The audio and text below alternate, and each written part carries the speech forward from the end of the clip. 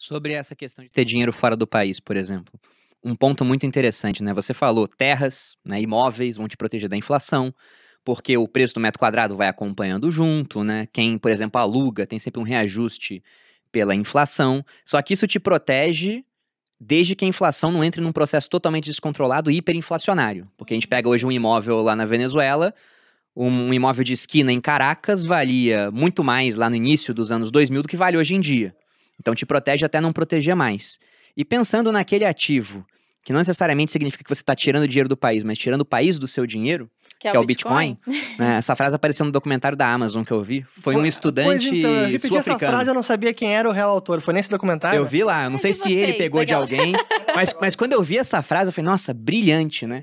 E era a história do estudante sul-africano, que ele começou a ler a escola austríaca, daí ele falou, caramba, né? E aí ele conheceu o Bitcoin e falou, nossa, tem tudo a ver com o que eles falavam. Até uma frase do Hayek muito conhecida, onde ele disse que de algum modo a gente precisa criar alguma coisa que o governo não possa parar. Infelizmente ele faleceu muito antes do Bitcoin.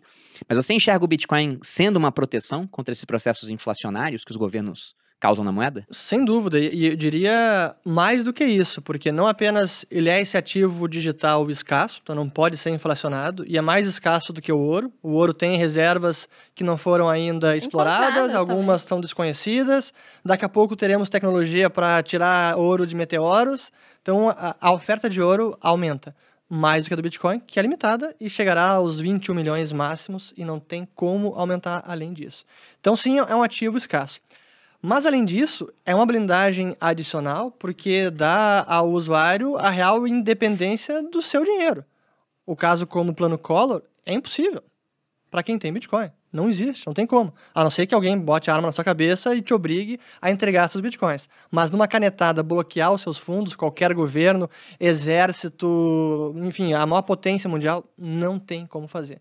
Então, é até uma blindagem adicional que acho que por isso que é uma tecnologia tão fantástica, né? Sem dúvida que o Hayek estaria muito feliz de ver o nascimento do Bitcoin. E sobre essa questão do confisco, que eu imagino que vai surgir essa dúvida, hoje já não teria mais como acontecer.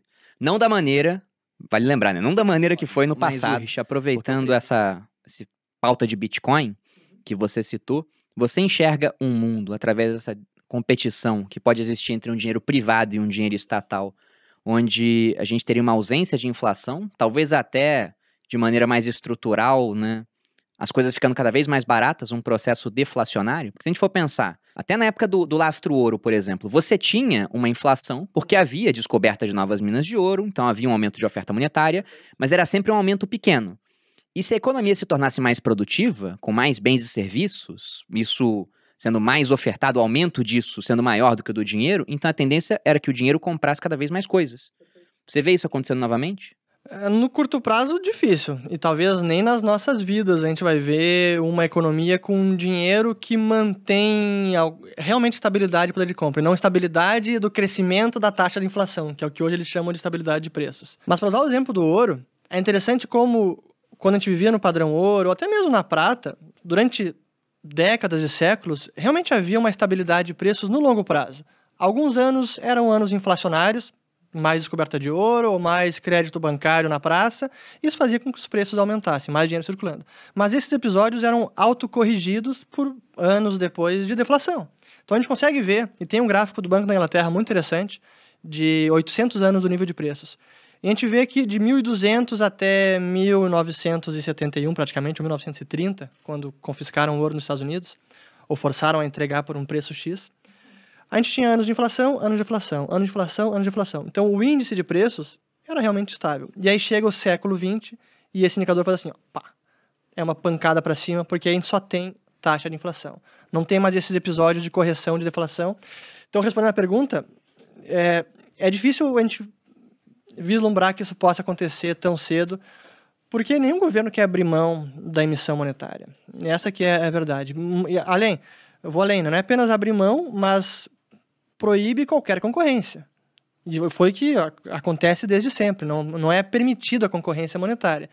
E o Bitcoin existe só porque não é possível pará-lo e porque ele ainda não é percebido como um real concorrente para as moedas estatais. Até hoje, economistas acham que isso é um grande devaneio de libertário, de geek, que não vai ter futuro e que não tem como ser moeda.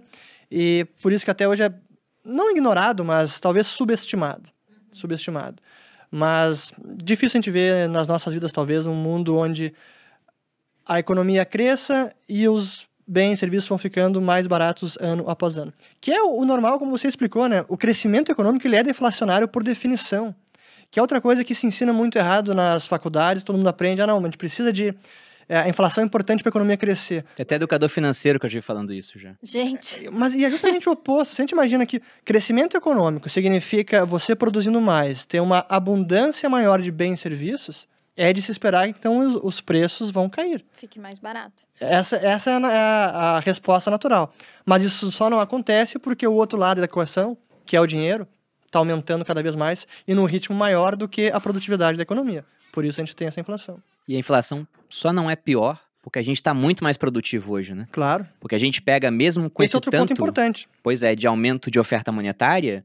Você pega, por exemplo, no passado, com R$30 você comprava um CD, agora com R$9,90 você assina uma plataforma de streaming que te dá acesso a músicas ilimitadas. Com R$30 você alugava 3 vídeos e tinha que rebobinar a fita ainda, você não pagava a multa. Hoje você paga um Netflix ou um Amazon Prime. Muita fita rebobinei. Pois é, e você consegue acesso a um acervo ilimitado de conteúdo. Que você quiser. Praticamente.